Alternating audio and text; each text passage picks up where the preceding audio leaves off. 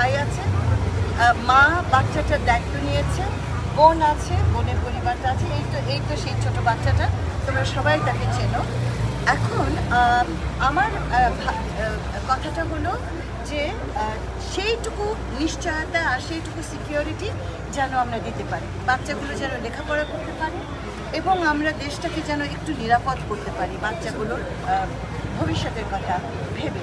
এটা হচ্ছে আমার জায়গা থেকে আমার চাহিদা। আমি এই 11টা শহীদ মেয়েদের ওপরে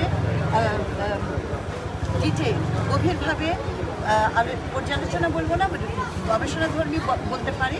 আমরা এটাকে একত্র করে একটা পাবলিকেশন সংকলন আমাদের মন্ত্রণালয় থেকে বের করব। আমরা আমাদের মেয়েদেরকে হারিয়ে যেতে দেব না, এই কথাটা বারবার বলছি, কারণ মেয়েরা অনেক বীরত্বে গাথা তাদের আছে, কিন্তু সেই কাহিনীগুলোর সামনে আসে না। তো আমি মনে করছি আমার দায়িত্ব হচ্ছে এটাকে বাঁচিয়ে রাখা। আরেকটা ছোট্ট বিষয় যে পরিবারগুলোকে এই ভাতাকে কেন্দ্র করে নানান জটিলতা আছে, সেই জটিলতাগুলো আমরা নজরে দিচ্ছি।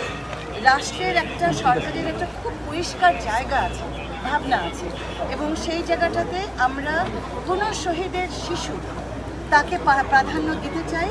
তার অভিভাবক যে তাকে যত্ন নিয়ে বড় করবে তাকে আমরা মাথায় রাখতে চাই, এবং তার পরিজনদেরকে যারা হকদার তাদেরকেও আমরা বলতে চাই।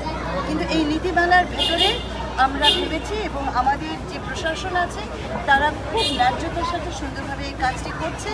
যদি ভুল হয়, ত্রুটি হয়, তোমরা হচ্ছে আমাদের বাড়তি চোখ, তোমরা অবশ্যই আমাদের নজরে আনবে।